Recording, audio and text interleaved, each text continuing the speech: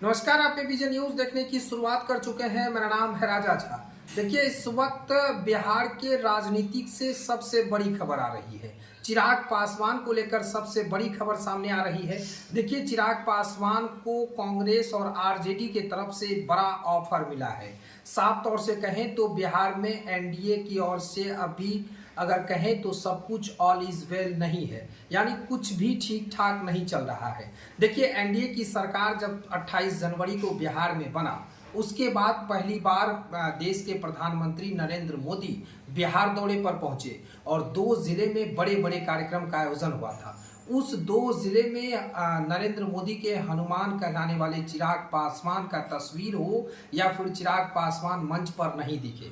इसके बाद से सियासी गलियारे में उथल पुथल तेज हो गई, राजनीतिक का पारा पूरा चढ़ गया। इसलिए क्योंकि कहें तो चिराग पासवान जब मंच पर नजर नहीं आए तो विपक्ष के लोग लगातार कटाक्ष करते रहे। हालांकि आपको बता दें कि इन दिनों जन विश्वास रैली में तेज प्रताप से लेकर तेजस्वी यादव हो या फिर महागठबंधन के तमाम नेता हैं। जन विश्वास रैली पटना में खत्म हुआ।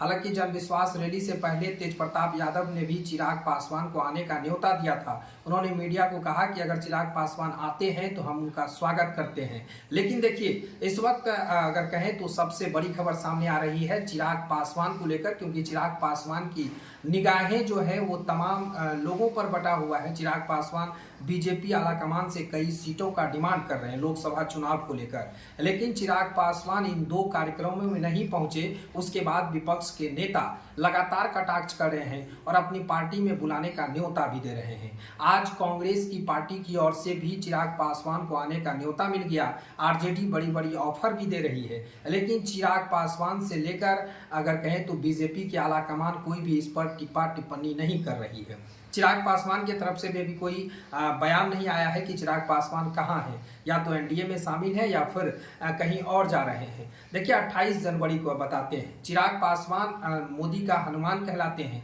लेकिन बिहार में वो मोदी का हनुमान है। इसलिए अभी इस वक्त वो 2 जगह कार्यक्रम में नहीं दिखे, क्योंकि वहां पर नीतीश कुमार थे। हालांकि चिराग पासवान नीतीश कुमार का लगातार विरोध करते थे, लेकिन जब एनडीए की सरकार बनी तो फिर चिराग पासवान अभी फिलहाल शांत नजर आ रहे हैं। लेकिन चिराग पासवान के जो कार्यकर्ता हैं, जो प्रदेश के पदाधिकारी हैं या फिर जिला के पदाधिकारी हैं, तमाम लोग दावा कर रहे हैं कि हमें इतने सीट पर अगर बीजेपी चुनाव लड़ाने के लिए देती है तो फिर हम बीजेपी के साथ रहेंगे, एनडीए के साथ रहेंगे।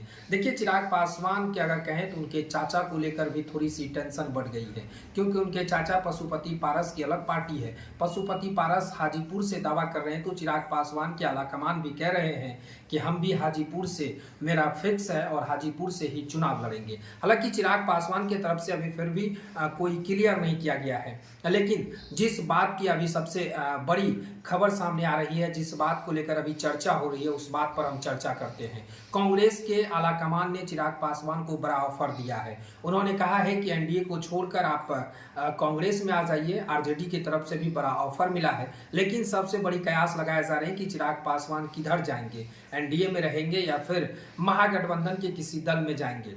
आने के बाद क्या कुछ सामने आएगा, ये देखना बड़ा दिलचस्प होगा। फिलहाल ये खबर आपको कैसा लगा कमेंट सेक्शन में आप बताएं। अगर आप नए हैं तो हमारे चैनल को सब्सक्राइब कर बेल आइकन जरूर दबा दें। तब तक के लिए धन्यवाद।